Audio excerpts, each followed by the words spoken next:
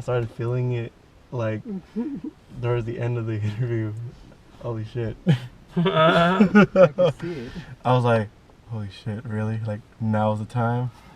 I can see it. You hurt my stomach in that shit? I was on my deaf ear, not even gonna lie, so I didn't hear you. Your boy might have heard. Oh, God. I was like, your pace of the conversation was starting to slow for a second. I'm like, I hope he's good.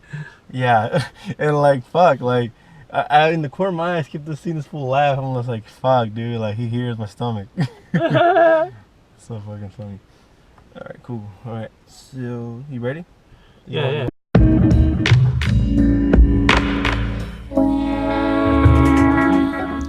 As I'm walking in, you can hear the talk begin. Cause my mama gave me protocol. Things I don't seem to know it all. Like discipline, discernment, discipleship. What? How we ever gonna earn it? We stubborn, ignorant. I might shake my head a high beast. Lips doesn't hip hop Pharisees. Yet appreciating the personalities are unique.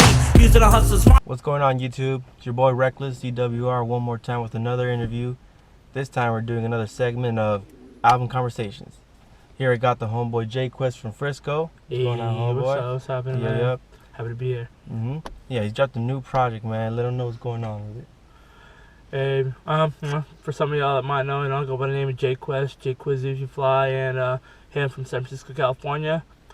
I put out my first project a few years back called Son of a City Worker, and we just back with the re-up, we're calling it that Boy Quizzy, mostly produced by Lyrical Tone, with the track produced by my in-house production company, Studio 1225. Shout out to John Yoland.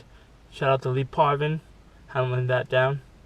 Yeah, man, we just happy to be here. The album just came out on Monday. It features the legendary Mr. I Got Five on it himself, Soul of the Bay, Michael Marshall. Real humbled to actually, do a song with somebody that I grew up idolizing. We also got my man Big Vic from the Outbound set. We got my boy all the way from Hawaii, Q's Nasty, Role, and yeah, man. We're just really blessed to be like putting out another solid project. I'm just laughing out here. We're having fun. It's always nice to be putting things out, putting the music out, and just basically have another chance at having my art displayed. So yeah, just happy to get folks to give it a listen. It's out now on Bandcamp and every major digital platform. Good shit, bro. And from the release of your first project compared to now, what has been the critical reception in comparison to your previous work? Are you proud of it, where it's going, or you think like it didn't meet your expectations?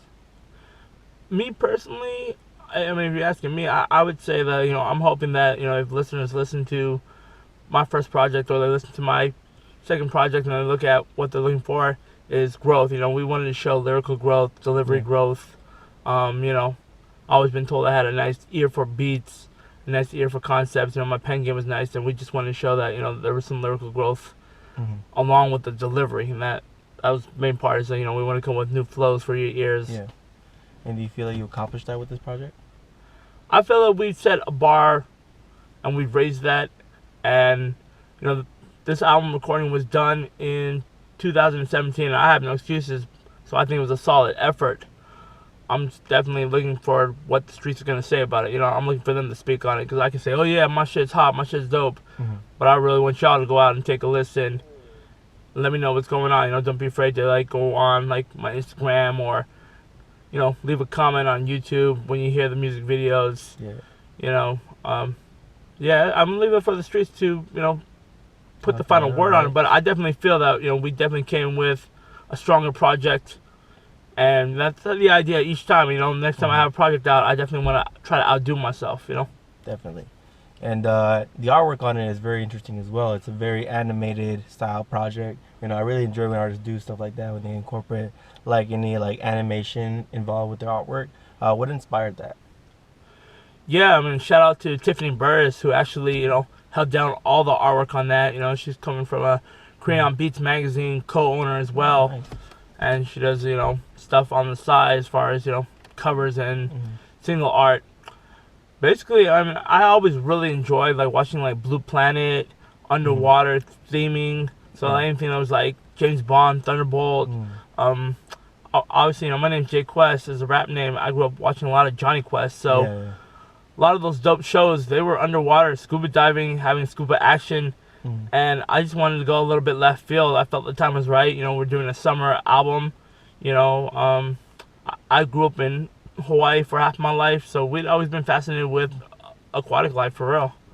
Yeah. And it was just kind of like, I looked it up, Googled. Nobody else really had what we were looking at as far as, you know, our album cover. So we were excited about that. Yeah, it was unique. Dopeness. And seeing the track listing, it's a rather short project, like almost like you would consider it almost like an extended play. Was that intentional, or did you feel like, you know, like you needed only a certain amount of songs, or like what happened with that? You know, before like the 7-song EP craze kind of came out, you know, all the Kanye's and the Nas and, you know, that whole good music camp where they were just doing only 7 songs. I was just trying to hit them with EPs as opposed to mixtapes. So when we did my first project, we were doing EP. This was recorded in 2016, and then this one coming up, that Boy Quizzy, was 2017. It's supposed to come out in 2017. So we were just trying to hit them with a few fast EPs before a full-length album that we're actually still in the works for.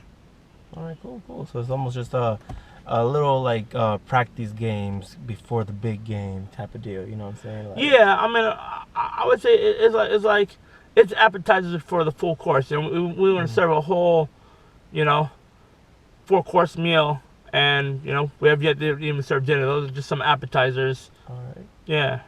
good shit. And working with Michael Marshall, like, how did that come into play, and what game did you learn from this man? Oh man, I mean, shout out to man Telly Prego for just like making that happen. My boy Telly from the Outbound, you know, he had a working relationship with Meezy, and he allowed me to, you know, get in contact with him. I sent Meezy the song. I said, you know, if you're feeling it, let me know. Meezy heard the song. He loved the beat. You know, he's like, let's get it, nephew. And I'm like, cool, let's do this, you know. Basically, we just sent him the song. I told him, like, you know, what kind of song it was, what kind of subject matter we were looking for. And that was all him. He went in on the hook, blessed us. It came out soulful. It did. It sure did. Like, that's Appreciate one of those that. like very underappreciated singers we have in the Bay Area, I believe, in my opinion. You know what I'm saying? Like, he's like, for me growing up, if you ever listened to Sleepy Santino, Yeah. that whole album, just him on the hooks, it was just like gold. I mean, between what you did with Equipto with the KIM, Oh yeah, you know, Kim's album, yeah. even just the fact, like I said, I mean, I Got 5 on it itself is you can go anywhere in America, people are gonna know that song. Yeah. And sure, you know, Looney's did their thing on it, but Michael, he took it to a whole nother level. I mean, you can just play that hook anywhere. I mean, recently it was like what on the movie Us. Yeah, the movie Us, exactly. You know, that's how much heat it is, and what we're looking at, like, you know, at least almost 25 years or 25 years of that song still being like a weed anthem or just a good feel-good anthem, like it's a over big iconic song. exactly. So yeah, just growing up here, especially in the Bay, one of ours, and definitely underrated. You know, I'd say I hope that, you know, he's gonna be more appreciated as the years go on. Give the man his roses while he can smell them. Yeah, big important thing. Make sure to give the roses to the people that are here right now, living and breathing. Don't wait till they pass away just so you can start like praising them. You know, praise them right now, they're still alive. You know what I'm saying? And back to the album talk. Like, overall, are you proud of this project? Yeah, I'm really proud. It's always really a humbling experience to see what brings in your everyday life to onto the table, to where, like, okay, songwriting process, what I'm gonna write about, to, you know, there's time between tracking records to mixing, and then, like, you know, how much energy, how much time, how much money goes into getting these songs mixed, mastered, you know, who played on them, you know, who was able to, you know, help with direction of the album, you know, maybe even, you know, submit a line or two, you know, listen to demos of it and be like, okay, is this up to par? Is this what we want to put out? It's bigger than just me, myself, at this moment. Like, oh, this is my little project I want to put out, where I'm really trying to make sure that it gets to the proper ears, that it has a certain quality of release. And so, yeah, I'm real proud of it. I'm really proud of, like, just even building with Backstreet Productions on a second project. I never really thought that my music would be something where people would be like, yeah, we want to work with you. We want to help you get your dreams out. And that means a lot to me. It really does. I think being an older rapper, as far as, I'm realistic. I'm 34 this year. My second project, it's like having a chance in the NBA and being older and knowing that you got to go off the bench every time and hit that spot of 3 and have them keep re-upping on that 1 to 2 year contract. And that's where I look at it. Rap, as far as not exactly, there's ageism in rap, but for me, I really appreciate that there's people that really want to hear what I have to say, see how I put it down. Most definitely. All right, man. Anything else you want to add to people out there at all about the project? You want to know where to download it? Any links? Yeah, I mean, you can go to my Instagram, one word, J Quizzy. That's JQUIZZY, and there'll be a link in my bio there, or you can go to jquizzy@bandcamp.com. You can look me up on Spotify, all caps, J-Quest, J.Quest. Apple Music as well. So, again, any major digital platforms, Tidal, all that good stuff.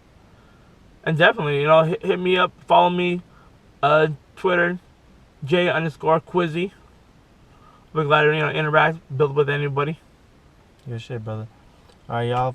Let's wrap for the interview. Make sure to check out the link in the description. I have all the links all the links to where to be able to purchase the album or to download it, listen, preview, all that good stuff. Make sure to follow J Quest on the social medias. You know what I'm saying? You already heard the deal where it was. You know what I'm saying? So make sure to support your local artists, and we out this bitch, bro. Aloha.